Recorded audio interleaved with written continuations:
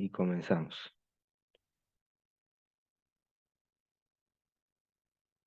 Y ya está grabando. Sí, se parece. Bueno, cordial saludo. Mi nombre es Daniel Esteban Hernández Jaimes del curso de Química de Suelos. A continuación vamos a hacer la exposición de la tarea 6, la tarea de sistemas de clasificación de suelos.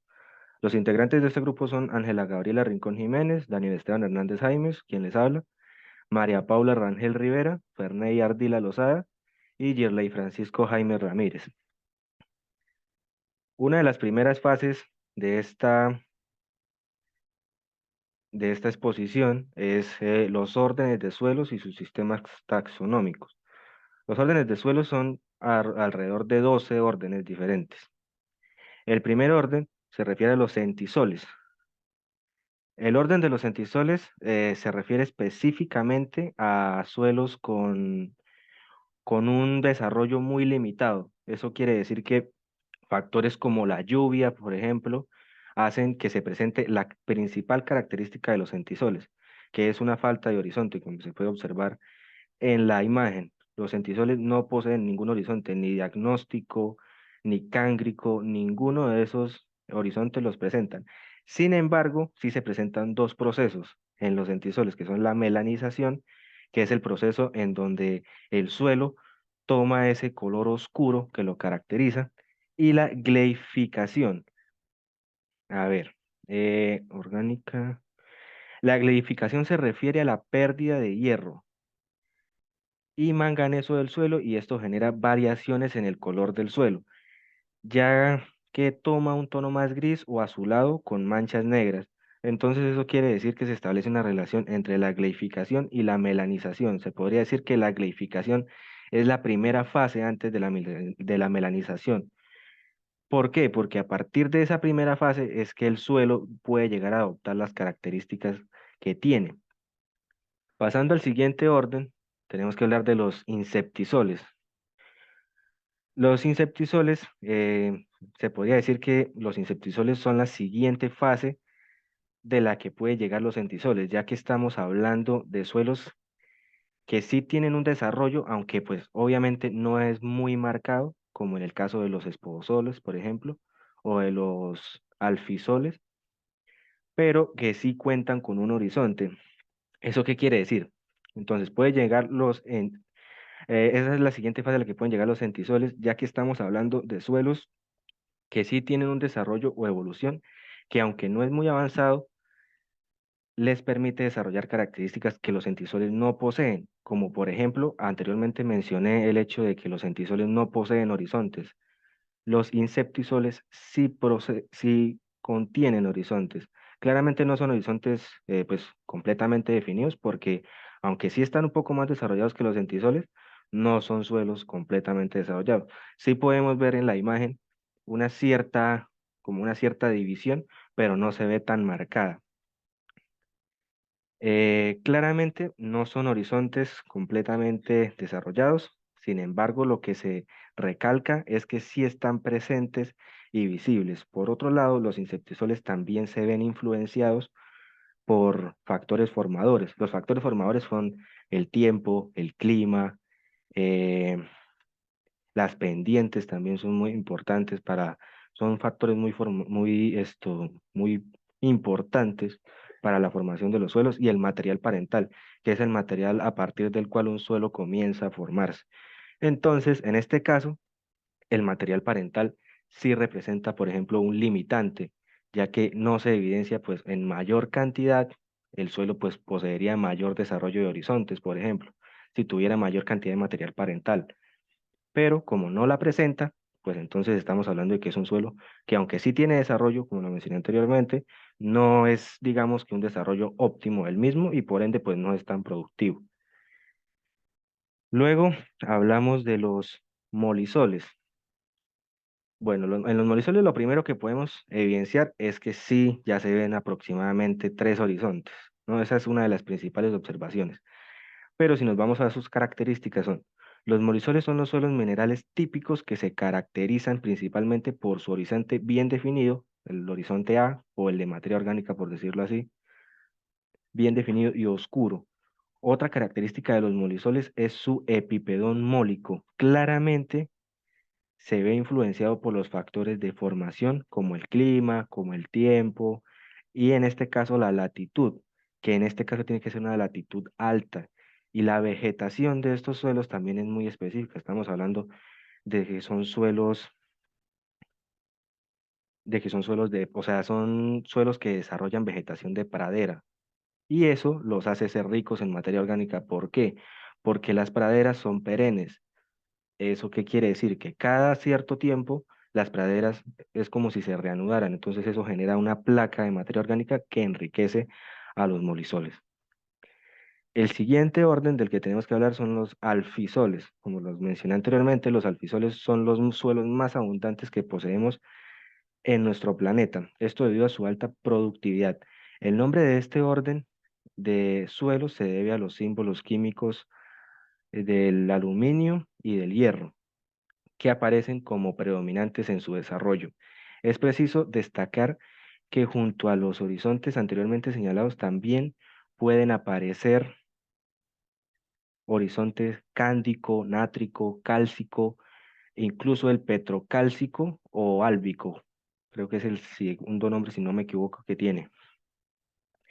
Así como un epipedón úmbrico, los fragipanes son comunes y el pH del suelo suele, bueno, el pH del suelo es ligeramente, o sea, es ligeramente ácido en el caso de estos suelos. En el caso de los otros órdenes, pues no mencioné el dato del pH. Estamos hablando de que son suelos pues con una alta productividad, esto debido pues a su presencia masificada en todo el planeta, ¿no? Son como los suelos más comunes que hay, por decirlo así. Luego tenemos el orden de los ultisoles. Los ultisoles, por su parte, son muy semejantes a los alfisoles, ya que la única diferencia marcada entre ambos es que el porcentaje de saturación de bases en los ultisoles es más baja. Son suelos con un horizonte argílico que requieren de climas templados con precipitaciones periódicas para el lavado de bases, cosa que los alfisoles no necesitan. Los alfisoles se adaptan prácticamente a cualquier tipo de clima. Son suelos con una buena retención de líquidos y aparte de eso, pues obviamente su retención, distribución y demás son óptimos prácticamente para los cultivos. Hay casos en el que los ultisoles pues son bastante deficientes, ya que aunque sí son suelos con un buen desarrollo de horizontes y con una buena capa de materia orgánica como lo podemos observar ahí, son suelos que tienden más bien a ser como arenosos. Eso quiere decir que no son buenos en cuanto a la retención de agua. Por último, tenemos que hablar de los espodosoles. Los espodosoles son suelos cuya principal característica es la existencia de una mezcla amorfa de materia orgánica y aluminio, con presencia o no de hierro. No presentan arcilla silicatada y su textura, por lo tanto, se encuadra en clases texturales de arenosa, arenoso, esquelético, franco gruesa o limoso grueso. Los factores que influyen en la formación de los hospodosoles vienen definidos principalmente por el clima, puesto que este orden tolera todos los regímenes de temperatura, pero se encuentran en áreas húmedas. La vegetación, de acuerdo a las condiciones climáticas, podemos decir que suele ser bastante frondosa, aportando elementos nutrientes al perfil del suelo. Y aparte de eso, pues vemos que son suelos, o sea, yo he tenido la oportunidad de observar suelos de este tipo, haciendo la investigación, he tenido la oportunidad de observar suelos de este tipo y son suelos que desarrollan como, o sea, al ser suelos que son tan dados a los ambientes húmedos o templados, por decirlo así, son suelos que desarrollan una especie, o sea, desarrollan formaciones rocosas en sus horizontes, por decirlo así. Esto ayuda a que retengan humedad, por ejemplo. Eso aumenta en sí la productividad, pero pues tampoco estamos hablando de suelos como los alfisoles, que son, ya como lo mencioné anteriormente, los más óptimos para producción. Por último, Los espodosoles se desarrollan sobre lugares con variabilidad dependiente. Por último, y en cuanto al material parental, únicamente comentar que los materiales carbonosos, silíceos o lixiviados favorecen el desarrollo de los espodosoles. En este sentido, un alto contenido de minerales que llevan hierro influyen en el horizonte espódico que se formará y en el grado de desarrollo del horizonte E. Entonces, aquí sí estamos hablando de que el factor parental o el material parental sí es una limitante, porque si todos estos factores no se vieran evidenciados en el suelo no se podría desarrollar. Creo que con esto finalizando con los esposoles, a continuación le cedo la palabra a mi compañera Ángela Gabriela Rincón Jiménez, que continuará también exponiendo sobre los órdenes de suelo.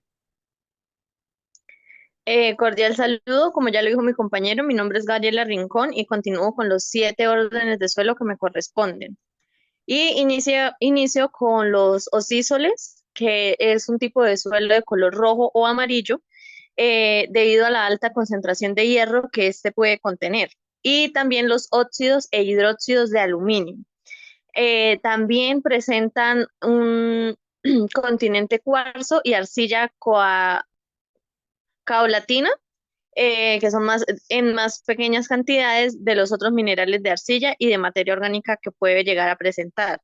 El siguiente que me corresponde son los aridísoles, que es la siguiente diapositiva, que son,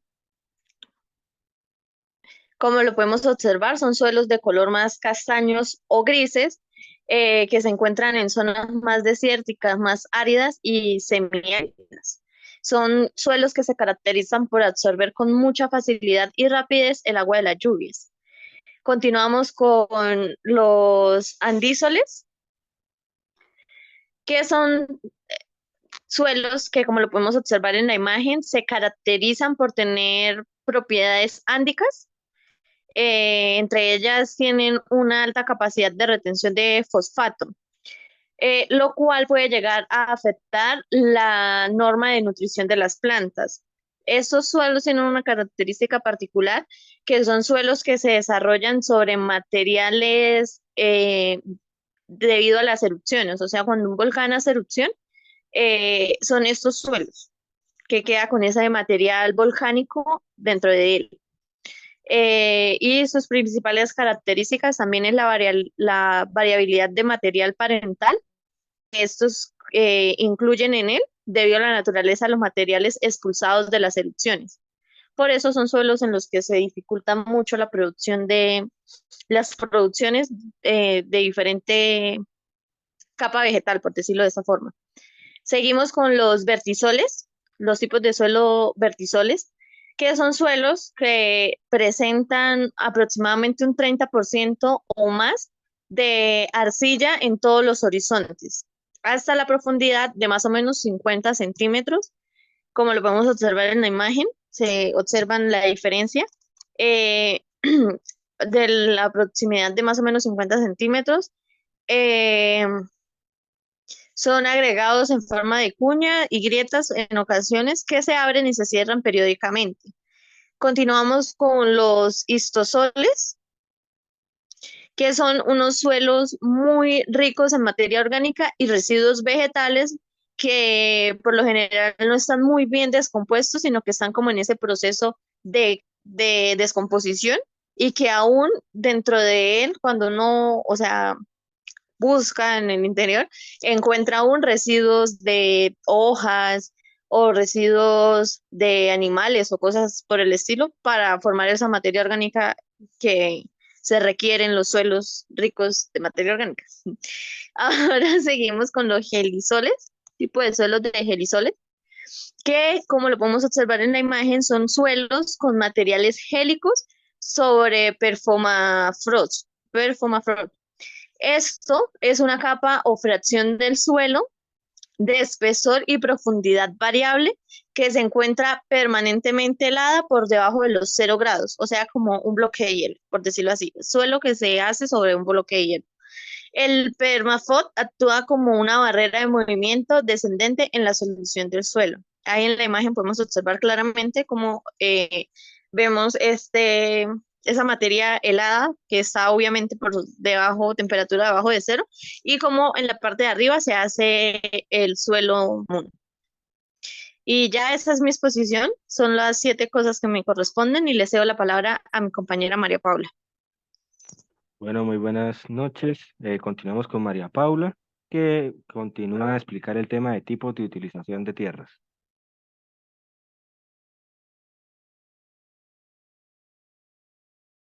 Cordial saludo, mi nombre es María Paula y a mí me correspondió por los tipos de utilización de tierras.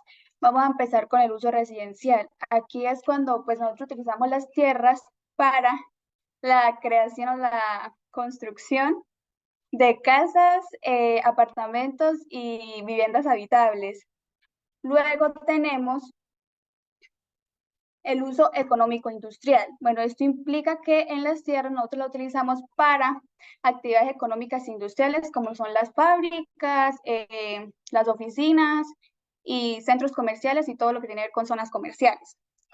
Luego va uso de servicios. Aquí utilizamos las tierras para ofrecer servicios públicos como lo son hospitales, escuelas, colegios, parques y centros de recreación. Luego va uso agropecuario. Esto implica emplear la tierra para actividades agrícolas, perdón, sí, uso agropecuario. Agrícolas como son la ganadería relacionadas con la producción de alimentos y la producción de productos agrícolas. Luego va la parte forestal. Aquí empleamos la tierra para la siembra y la conservación de bosques, como también la podemos utilizar para la producción de madera y otros productos forestales. Luego sigue uso de espacios libres. Aquí utilizamos la tierra para crear áreas verdes, parques, espacios abiertos para disfrute de nosotros, ¿no?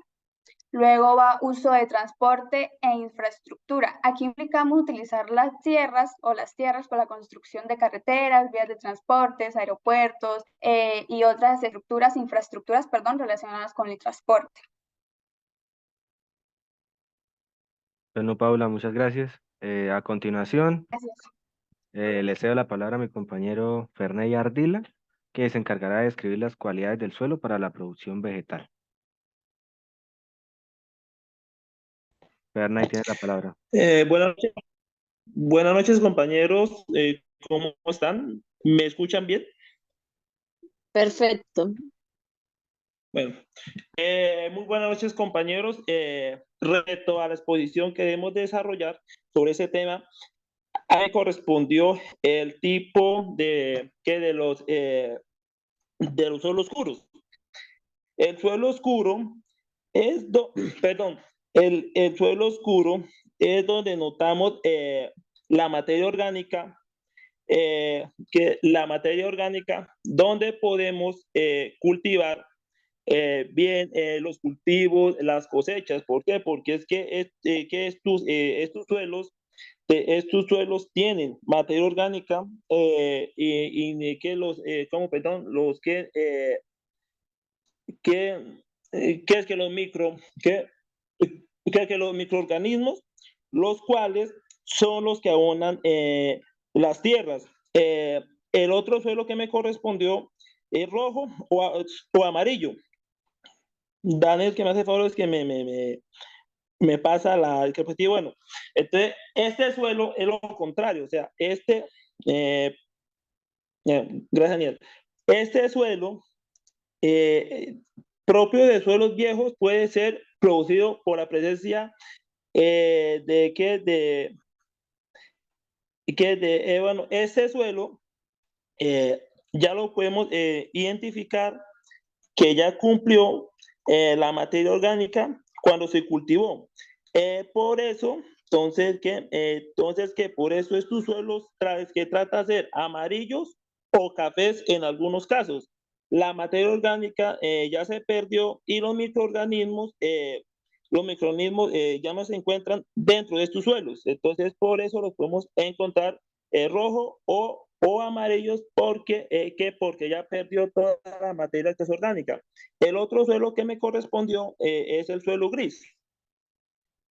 Este suelo gris, lo que lo que investigué, porque la verdad no tenía mucho conocimiento, se trata es indicar periodos prolongados bajo de inundación o inadecuada aireación. Este color o blanquillo puede deberse por la falta de interperización de la roca madre. Y de este color, o sea, lo que entendí que es que este color se puede dar, ¿por qué? Que, porque el calcio ya pierdes dentro de la tierra y la roca que está dentro del suelo, entonces, entonces ya pierdes el color y por eso se llama suelo gris. ¿Me permite que otra perspectiva, compañero? Las texturas que del suelo. Pues las texturas del suelo la podemos encontrar de las siguientes maneras. La humedad del suelo, la penetrabilidad del suelo, la porosidad del suelo, que se puede encontrar. ¿En qué sentido? Las texturas ya varían sobre la humedad, la penetrabilidad y la porosidad.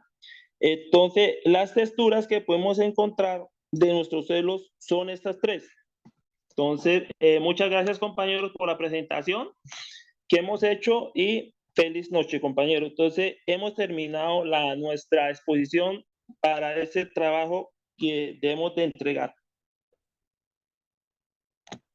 Listo, muchachos, muchísimas gracias por la atención y nada, ya voy a finalizar la grabación pues, para poder continuar con la entrega.